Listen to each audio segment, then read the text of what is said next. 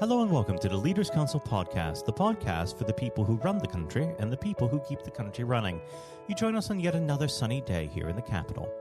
I'm Matthew O'Neill, and today, as always, we ensure that we have a variety of distinct perspectives on leadership. First, we're joined by Katharine Gray, founder and director of Friends First, a Christian dating agency with more than 20 years of experience. Katharine, hello. Hello, Matthew, and lovely to speak to you today. Well, thank you for coming on the show. Now, normally we'd get straight into the subject of leadership, but considering the ongoing COVID outbreak, I'd be remiss if I didn't ask you, how is this affecting your business? Well, it's obviously been very, very tough for everybody dealing with the coronavirus outbreak. And we're a small team, and we've had to disperse and all work from home like everybody else has. But amazingly enough, we've managed to all keep going. I haven't had to furlough anybody. In fact, we've taken on staff during this time because we've been very, very busy. So we've been recruiting and taking staff on. So from that point of view, it's been amazing. It's been very hard for our members, I think, who haven't been able to get out and meet people. We might come on to that a bit more because we've been trying to act as leaders for them. But yeah, I think we feel very strongly as well for, we have been feeling very, very strongly for the people who've been at home, who've been living on their own, because obviously a lot of our customers do live on their own. And that's been very, very tough. I think being isolated, not being able to go out and living on your own has been very difficult. So they've been very much in our thoughts and in our hearts. And we're just very glad that lockdown is now beginning to ease and people can get out and about and not be so socially isolated. Absolutely fantastic. Now let's talk a bit about your business. If you'd like to let our listeners in on exactly what Friends First is. Thank you. I'd love to. So Friends First is an introduction, friendship and dating agency specifically for Christians. We operate entirely offline. So although we have a website that people can join and pay us, they can't actually do anything online. They can't look at anybody. They can't wave at anybody. They can't communicate. Everything in terms of the matching of members and the coming together of members is done through our office and with my amazing membership team who are always interacting with our members and putting them together and supporting and encouraging them. So we're very much a sort of hand-holding, supportive organisation. We know that dating isn't easy. It's really hard to meet people. It's really quite hard to meet the right people and to take things forward into a great relationship. We love the fact that our name is Friends First because that really does help if you make friends with people. And as I said at the beginning, we're an organisation to help Christians to meet other Christians because the people that join us are very much looking to share their lives with other people who share their faith. Their Christian faith would be a very important part of their life, or certainly an important part enough for them to want to join a Christian organisation. So we've been going for 21 years, and we've had hundreds and hundreds of people get married through us, which is absolutely wonderful. And we think we've got a good future, and lots of people. We looking forward to welcoming lots more people as we go on. Well, we should move on to the subject of leadership. I always like to start this part of the conversation off by asking the same simple question. What does the word leader mean to you? I think the word leader and leadership is about clear thinking and telling people that are in your tribe, as it were, or explaining to them what the way forward is, or giving them a vision. I love the bit in the Bible. As a Christian myself, I love bits of the Bible, and there's a bit in the Old Testament that says, without hope, people perish. And I think that's so, so true in life. And I think that's one of the great things that a leader does. A leader gives people vision.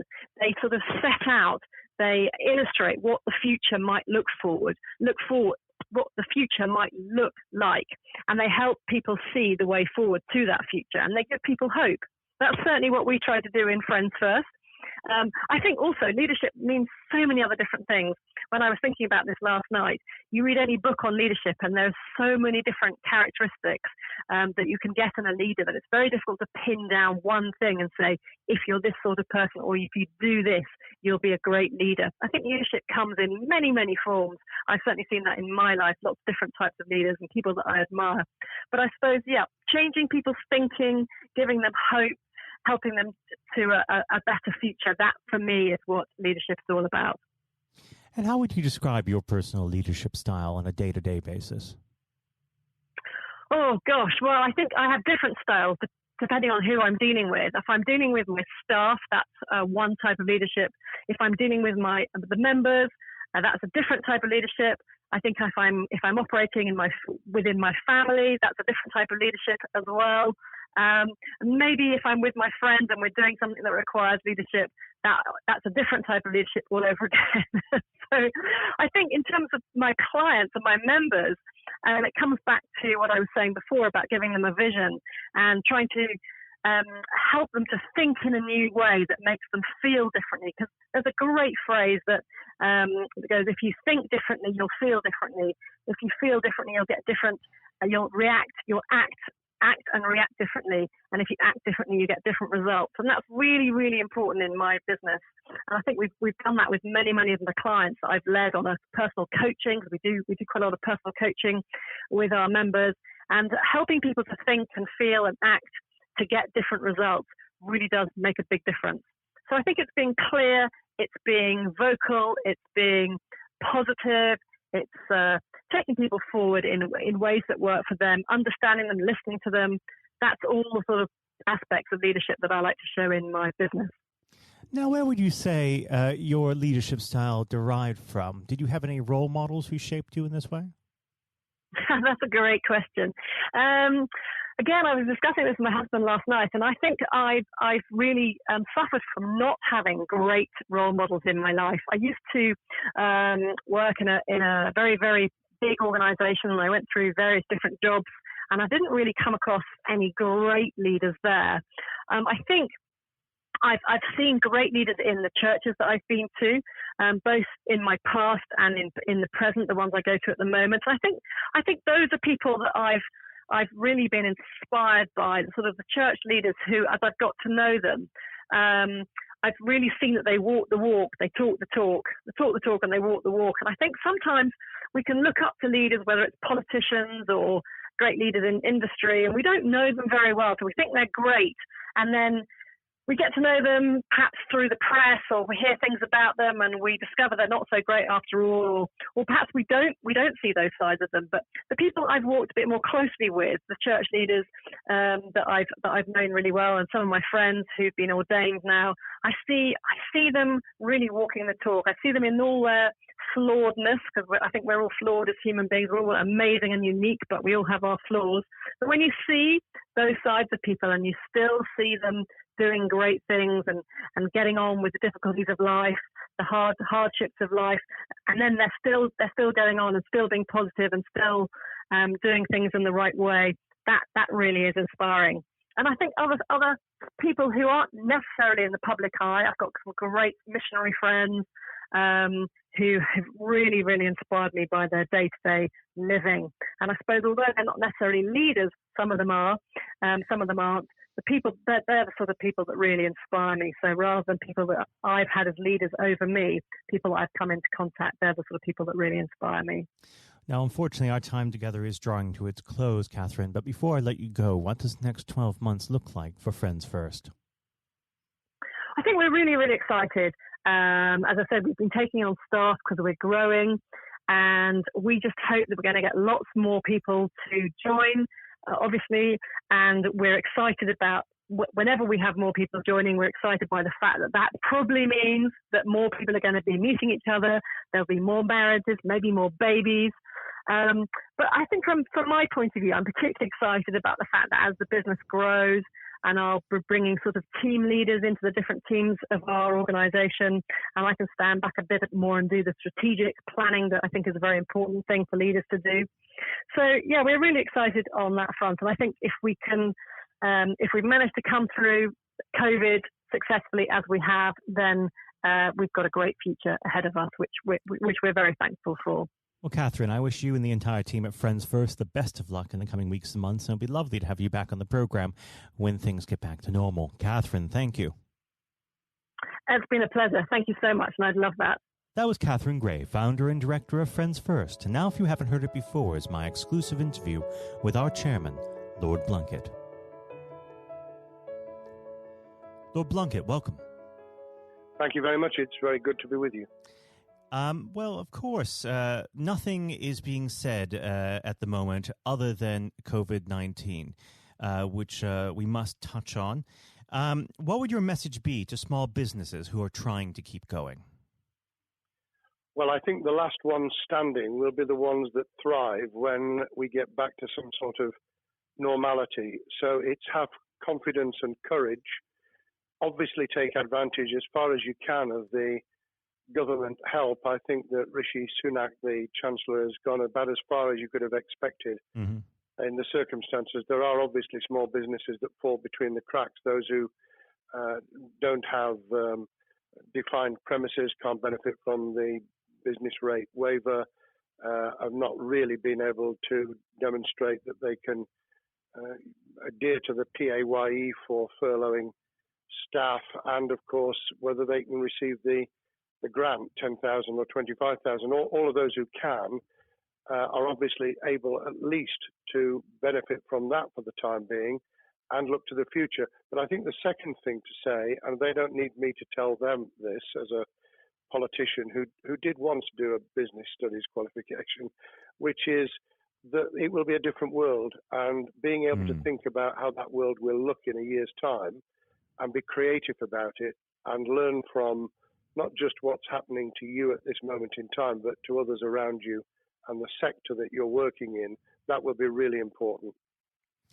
Do you feel that the long-term effects of the COVID-19 outbreak will in some ways be positive for British industry?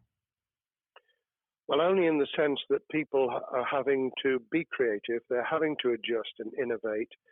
Therefore, they're thinking about more productive, if you like, greater productivity ways of delivering the same service or delivering the same products. And in that sense, I think we'll have temporarily at least very much higher unemployment than we've become used to, but we'll probably have a burst of productivity, which will help with the recovery. Whether it will help with the inequity of the way in which our economy is imbalanced, both between services and productivity and production of goods and services, I'm not sure. What we will need to try and do is to ensure that the geographic imbalance that exists is, as far as humanly possible, is dealt with by both the entrepreneurship and innovation from the bottom up and targeted government help, which will still be needed. And we are now in the throes of the kind of borrowing that we saw back in 2008 to save the banking and economic system. We're having to do that to save the whole of our productive business and commerce, and I think that will have to be sustained for some time. Do you feel that people will take a second look at global supply chains in the wake of this outbreak? I think there's going to be much more creative ways of using local supply and linking up inside sectors much more effectively. And I hope that the Leaders' Council will be able to play a part in that, in the sense that people who have something in common, a synergy in terms of what they're delivering, whether it's a service or whether it's manufacturing or whatever, will be able to see that there's a good outcome from knowing the sector better, linking with people, not just geographically, locally, but those in this country who may not have been on the radar in terms of what they produced for the supply chain.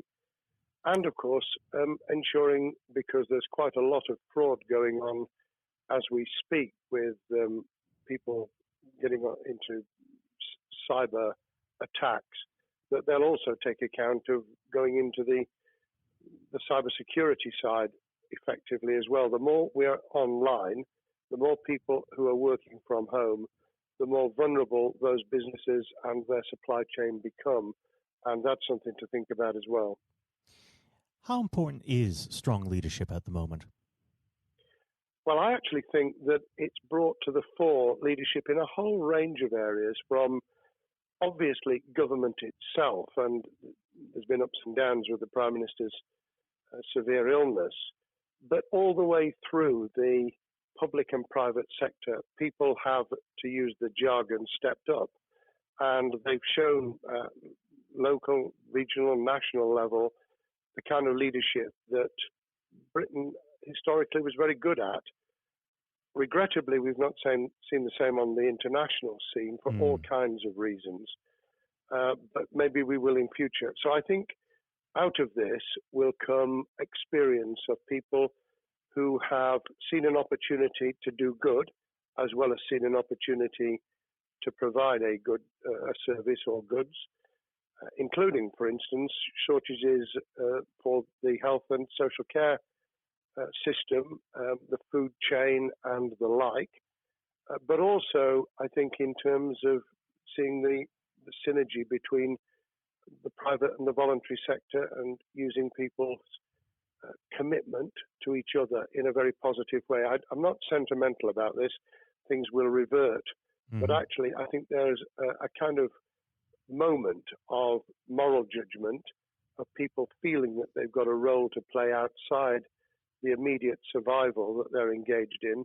And if we can hang on to a little bit of that social responsibility, that will be a very positive outcome. Absolutely. Now, what's your broad view of how the government is responding to this? Are you broadly supportive of their measures? Well, it may surprise people to hear that I have been very supportive. Of course, there's been legitimate criticisms about the speed of response on protective equipment and on issues relating to testing. But my own view is very similar to the challenge that was made to the Prime Minister of Italy when people said, why didn't you close Italy down faster?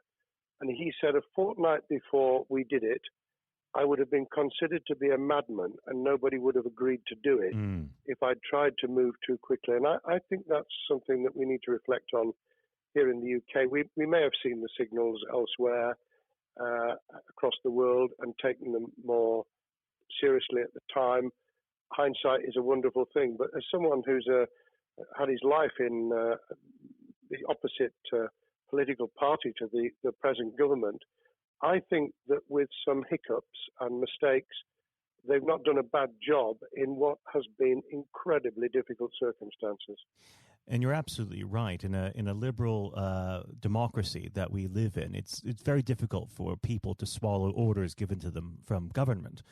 Well, the UK and the US, and to some extent the Scandinavian countries, have a very different history and therefore interest in maintaining the freedom to decide and the persuasion and consent that's required.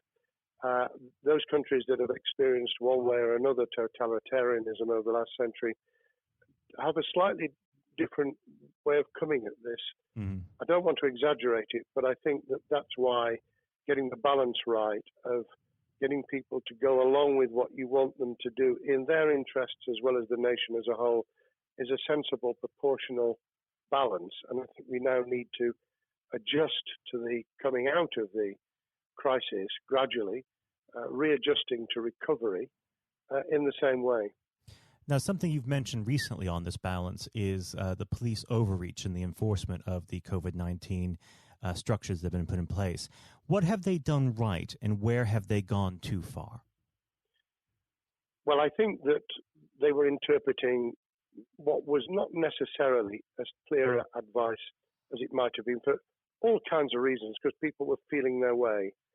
I think what's come out of it has been a demonstration by local police services in some parts of the country that they could get people to do what was needed without the heavy hand of drones overhead or people being told that they shouldn't be walking in the street, because this was all about self-isolation, not incarceration. It was about getting people not to pass the infection on to each other and therefore to provide distance rather than to make our lives a misery.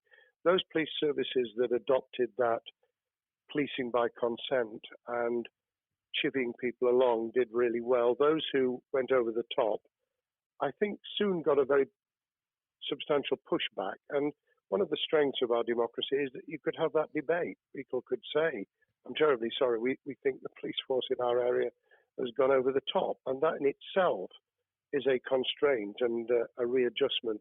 That's another strength of living in a country where you can have opinions and express them without actually being thought to be a fool. Now, of course, the government has faced criticism that they were slow to react, and Boris Johnson wasn't present at the early COVID-19 Cobra meetings. Now, Number 10 has claimed that this is normal practice. The health secretary often chairs Cobra meetings related to health. Does this tally with your experience as a Secretary of State, or would you have expected the PM to be more hands-on during the initial stages? I think different prime ministers do have a very different style. And Boris's style, which I think will now be considerably adjusted, was very swashbuckling. In some senses, delegating is a good thing, as every leader of every business or public service knows. Those who try to pull too much into themselves end up with a massive bottleneck, great failure of trust, and the inability of people to show what they're worth and to demonstrate their capability. So I'd be very wary of jumping in and saying he was wrong to delegate the essential Cobra meetings. What I was surprised about was that he didn't chair the first couple, because my experience with Tony Blair for the 8 years I was in cabinet was that Tony was a great delegator, but he would get a grip to begin with, watch what the difficulties were, and then give people direction and confidence to be able to get on with it. So looking back, I think Boris himself probably thinks, God, I wish I'd spotted the signals from elsewhere in the world more rapidly, and I'd just been there. However, this also raises another issue. All of us in positions of leadership need good teams around us. I think after this is over, he will be assessing those who really did step up and those who demonstrated their inadequacy. I think we'll probably end up in a year's time with a much stronger cabinet than we have today.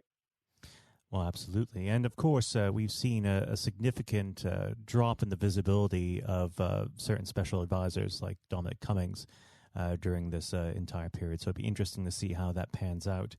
It's certainly readjusted the role of those behind the scenes with those who should be taking the decisions, having received advice. Obviously, there's been a complete transformation in the profile of experts, if I might use that term, who'd previously been denigrated. Scientists, medics, people with behavioral science understanding. My only criticism was, were we getting wide enough advice? Were we narrowing it too much to a couple of key centres in London? But that's because I've always been adverse to everything being London-centric. I think there's great expertise, wisdom, experience out in the sticks, and we should use it. Rightly so. Now, was pandemic planning part of your time as a minister, particularly perhaps when you were Home Secretary? Well, it was, but it was on the back of risk arising out of counter-terrorism measures. Right. I was the Home Secretary for 3 months when the attack took place in September 2001 on the World Trade Center and beyond. We did an enormous amount of scenario planning, both desktop and real. On the back of that, it was very heavily orientated to future developing terrorism risk. I certainly got involved with talking about pandemics. I remember being at a seminar in Edinburgh where the university there had done a lot of work itself on the issue of pandemics. And of course, we saw SARS and other things emerging. I think people have criticised the government for not picking up the report from 2015, 5 years ago. I think that what happens is human nature kicks in. You deal with what you're immediately faced with. You can sponsor reports. And this is true of business planning, of course, as well, and scenario planning for what business continuity will look like, recovery plans for business, what will happen if there's a cyber attack, what happens if there's an energy shutdown. These kind of things you can look at, but you're immediately turning your eyes to what's in front of you. And had we picked up a bit more on the danger from Ebola and SARS and what have you in the past, then we might have said, what if something hits us in the developed nations that we don't have a vaccine for, that we can't immediately whisk up protective materials or equipment, or for that matter, medicines that help with recovery, all of which we now see are a danger. I think this will make an enormous difference to the planning for the years ahead. I hope it will be widened so that we don't just look at what's happened, because very rarely do you see something exactly repeat itself. Some of the circumstances will be, but others won't. So that's why I've put emphasis in what I talk about on looking at the other virus, the cyber attack scenario, which could be just as dangerous in a world of just-in-time provision. One of the miracles of the modern developed world, except for the very poor, has been the distribution of food. A lot of it on computerized, technologically advanced systems. If that were to come down, we'd be in real trouble. So I think we need to think those sort of scenarios as well. So have a full plan across both sectors, biological warfare, pandemics, and cyber warfare. Yes, and to do so on different levels. I think, again, thinking global but acting local, we need a lot more to think about what would happen if something took shape that actually broke down those national and global chains and how we would cope. And without, obviously, we've got enough fear and anxiety to last a lifetime. Without creating even more anxiety, we can think about those things for the future in a more rational way, I think. Now, aside from the physical threat of the virus, one of the things that people are vastly worried about is the effect on the economy, not just national economy, but also the world economy.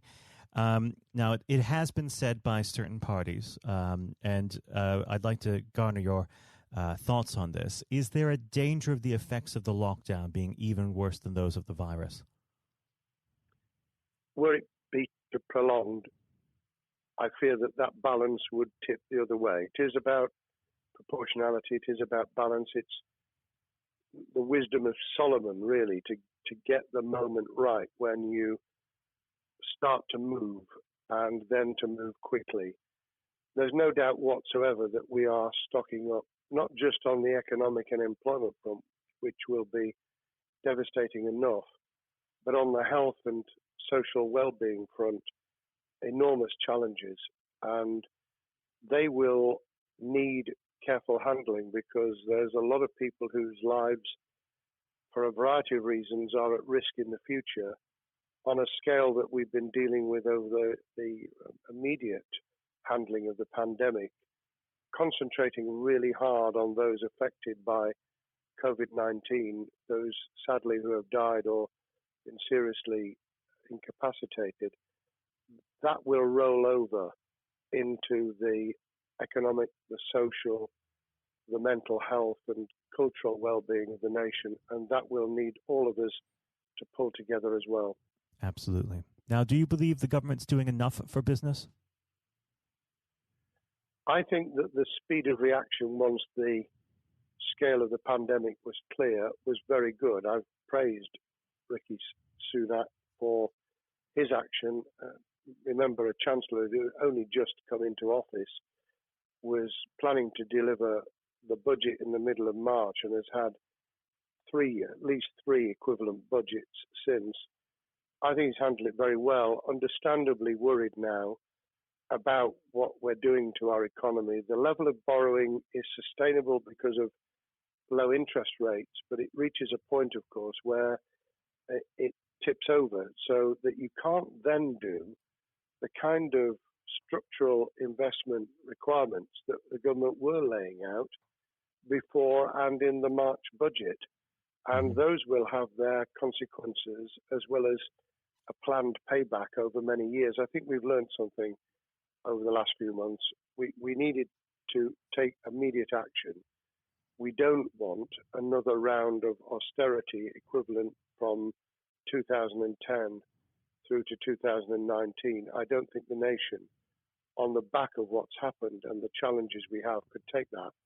And therefore, we need a different plan, economic plan, over a much longer period, just as we did from the Second World War all the way through to 2002, when the final American loans were paid off. Now, of course, one thing that's on everyone's lips, how much longer do you believe that the lockdown can go on for? I believe that we need to be substantially back in action as an economy in June.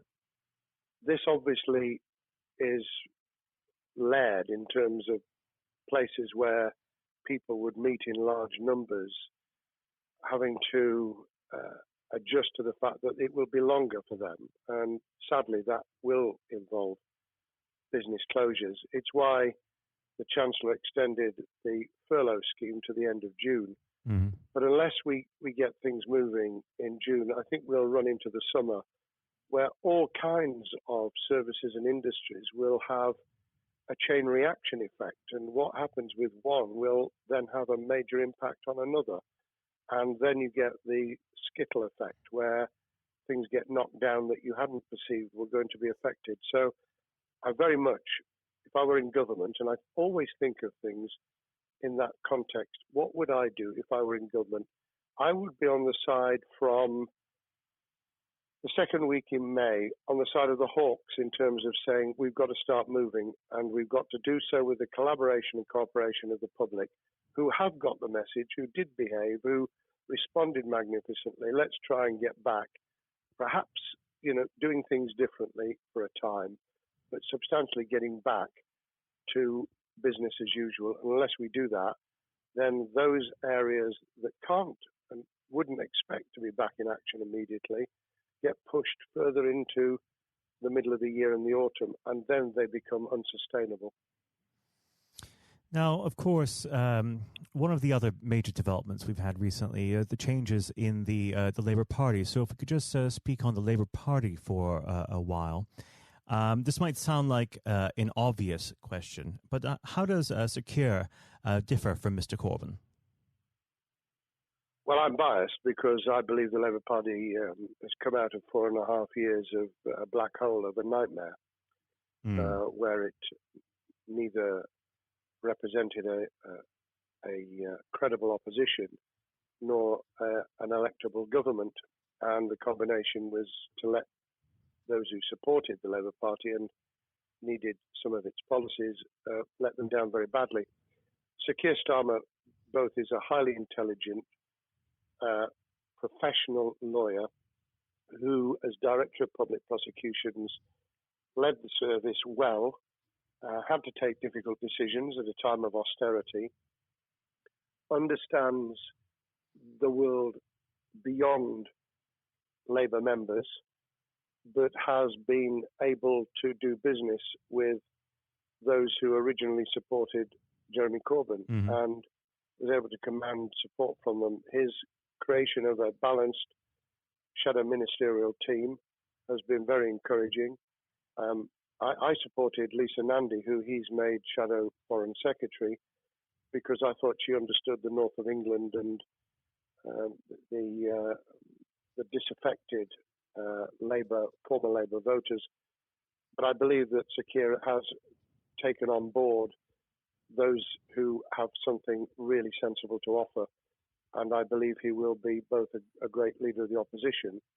More importantly, he will then present himself as a credible alternative Prime Minister. And all governments need an alternative government at their shoulder.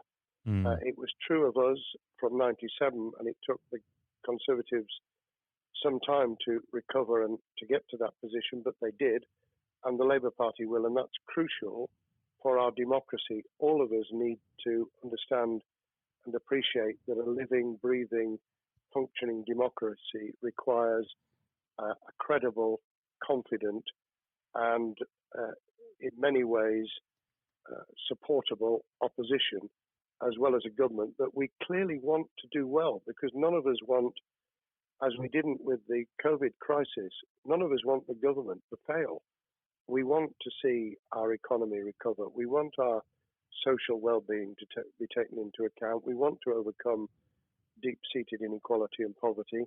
And we want to do it with enterprise and entrepreneurship and business playing their role. And that is about leadership nationally, locally, in the private and the public sector. People with ideas, with confidence, with the ability to pull teams around them.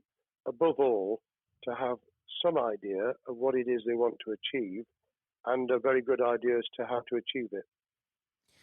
Now, of course, one of the biggest problems Secure is facing will be tackling the party's anti-Semitism problem. There has been a recent internal report that has been quite damning. What's your response to that report, and what does Secure need to do in response? Well, there are two reports. One which is being produced by the Equality and Human Rights Commission, which he will, and has already indicated, will implement in full.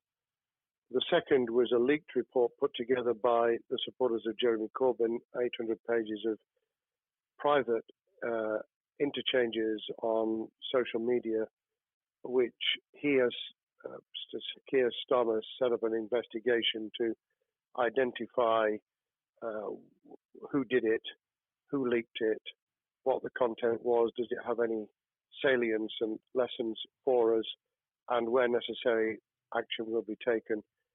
So I hope that as he moved very quickly to reassure the Jewish community, so he will be able to take the necessary steps to back up that reassurance with the kind of actions that says that this was a blight on a historic, great political party that all of us were ashamed of.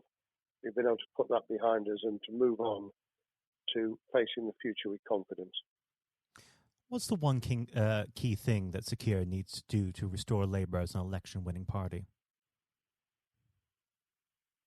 I think Sir Keir Starmer's major challenge is to convince sceptical voters that Labour has not only reverted to a party that they can support because they can see it acting, developing, presenting as a credible alternative government, but also that the lessons have been learned from the fiasco from 2015 onwards. In other words, there have to be very clear signals of substantial change, not just the right words, not just reassurance that we're not going back to some of the crazier policies, but actually that we've understood why the electorate rejected those policies so substantially in December 2019. If people get that message, they'll understand that the Labour Party has changed, as it did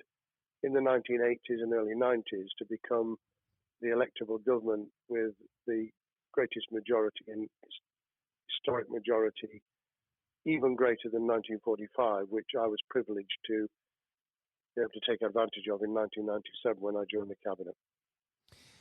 Now, I know what your answer is going to be to this question, but indulge me.